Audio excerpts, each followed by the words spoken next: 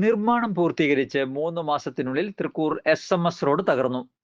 കരാറുകാരനെതിരെ നടപടിയെടുക്കണമെന്ന് ജനകീയ സമിതി. ലക്ഷങ്ങൾ ചെലവഴിച്ച് ആധുനിക രീതിയിൽ ഒന്നാംഘട്ട നിർമ്മാണം പൂർത്തീകരിച്ച തൃക്കൂർ SMS റോഡ് 3 മാസത്തിനുള്ളിൽ തകർന്ന സംഭവത്തിൽ കരാറുകാരനെതിരെ നിയമ നടപടി സ്വീകരിക്കണമെന്ന് ജനകീയ സമിതി പുതുക്കാട് വാർത്താ സമ്മേളനത്തിൽ അറിയിച്ചു.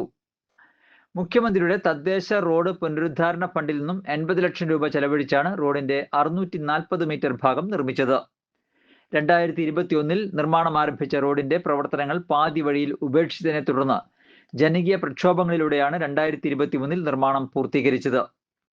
ഉദ്ഘാടനം കഴിഞ്ഞ് 3 മാസത്തിനുള്ളിൽ റോഡ് തകർന്ന് സഞ്ചാരയോഗ്യമല്ലാതായി. 100 മീറ്ററിന് 12.5 ലക്ഷം രൂപ ചെലവഴിച്ചായിരുന്നു റോഡ് നിർമ്മാണം. റോഡ് നിർമ്മാണത്തിലെ അപാകത ചൂണ്ടിക്കാട്ടി കരാറുകാരനെതിരെ നിയമ നടപടി സ്വീകരിക്കണമെന്ന് ആവശ്യപ്പെട്ട് 3 വർഷത്തോളം പഞ്ചായത്ത് ഭരണസമിതിക്ക് നാട്ടുകാർ പരാതി നൽകുകയും ഭരണസമിതി കോൺട്രാക്ടർക്ക് എതിരെ നടപടി എടുക്കുമെന്ന് അറിയിക്കുകയും ചെയ്തിരുന്നു.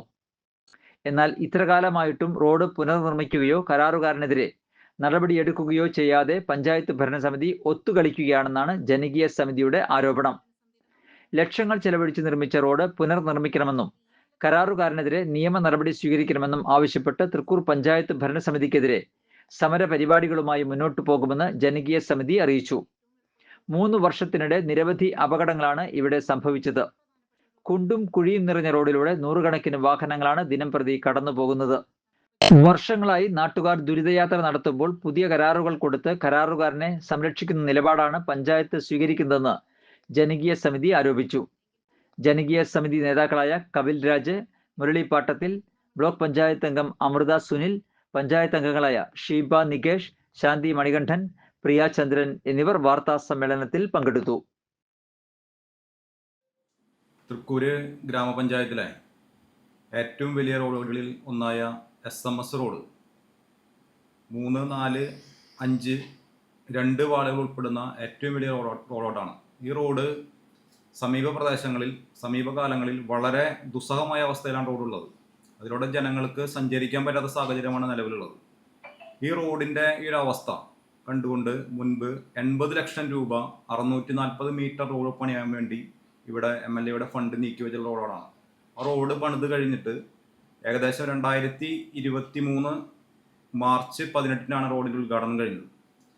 100 മീറ്റർ റോഡിന് 12.5 ലക്ഷം രൂപ ചെലവഴിച്ചാണ് റോഡ് പണിതിട്ടുള്ളത്. 640 മീറ്റർ റോഡിന് 80 ലക്ഷം രൂപയാണ് ആ റോഡിന് നിർമ്മാണത്തിന് വേണ്ടി അനുവദിച്ചിട്ടുള്ളത്. ഏകദേശം 2021 ആ റോഡ് പൊളിച്ചിട്ടതിന് ശേഷം 2.5 വർഷക്കാലം ആ റോഡിൻ്റെ നിർമ്മാണത്തിന് വേണ്ടി മാത്രം ഇവിടുത്തെ പഞ്ചായത്ത് എയും അതുപോലെ തന്നെ കോൺട്രാക്ടറും സമയമെടുത്തു എന്നുള്ളതാണ് ഏറ്റവും വലിയ കാര്യമെന്ന് പറയുന്നത്. ഇതിൻ്റെ ഭാഗമായി നിങ്ങൾ മാധ്യമ സുഹൃത്തുക്കളടക്കം നിരവധി തവണ ആ റോഡിൻ്റെ വിഷയങ്ങൾ ഫീച്ചറായി ചെയ്യുകയും അതുപോലെ ജനങ്ങളുടെ ദുരന്തം വാർത്തകളിലൂടെ അവതരിപ്പിക്കുകയും ജനകീയ പ്രക്ഷോഭങ്ങൾ നടത്തിയതിന് ശേഷമാണ് ആ റോഡ് തുറന്ന് കൊടുക്കാൻ തന്നെ പഞ്ചായത്ത് തയ്യാറായിട്ടുള്ളത്. അതിനുശേഷം ആ റോഡ് നിർമ്മാണം പൂർത്തീകരിച്ചതിന് ശേഷം ഇതുവരെയായിട്ടും ഏകദേശം ഒരു 3 വർഷക്കാലമായ റോഡിൻ്റെ ദുരന്തം ജനങ്ങൾ അനുഭവിച്ചുകൊണ്ടിരിക്കുകയാണ്. ഏകദേശം ഒരു 2.5-3 വർഷത്തോളം ഈ വർക്ക് വളരെയധികം ലാഗ് ചെയ്ത് പോയി. അപ്പോൾ അത്രയും നാൾ ജനങ്ങൾ ഒരുപാട് കഷ്ടപ്പെട്ടിട്ടുണ്ട്. എന്നിട്ട് ഇതിൻ്റെ വർക്ക് പൂർത്തീകരിച്ചിട്ട് ഒരുപാട് ജനകീയ സമരങ്ങളുടെ നേതൃത്വത്തിലാണ് ആ വർക്ക് തന്നെ തുടങ്ങാൻ സാധിച്ചത്.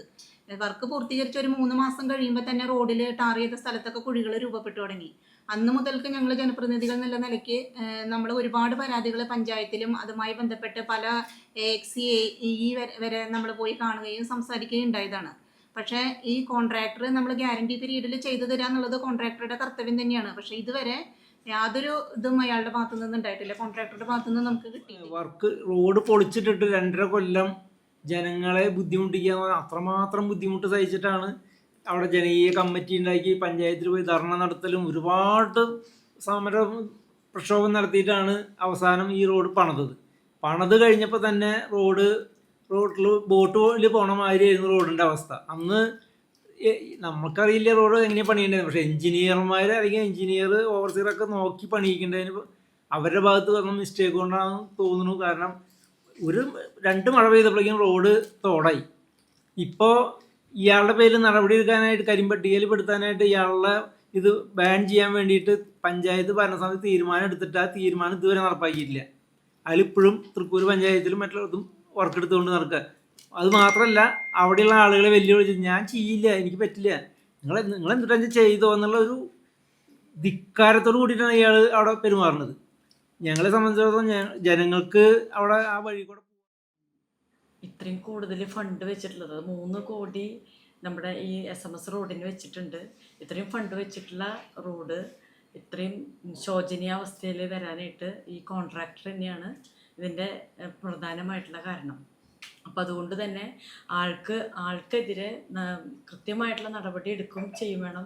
എത്രയും പെട്ടെന്ന് ഈ റോഡിൻ്റെ കാര്യങ്ങൾ ചെയ്തു തരാനായിട്ടുള്ള നിർവഹണം ചെയ്യാനായിട്ട്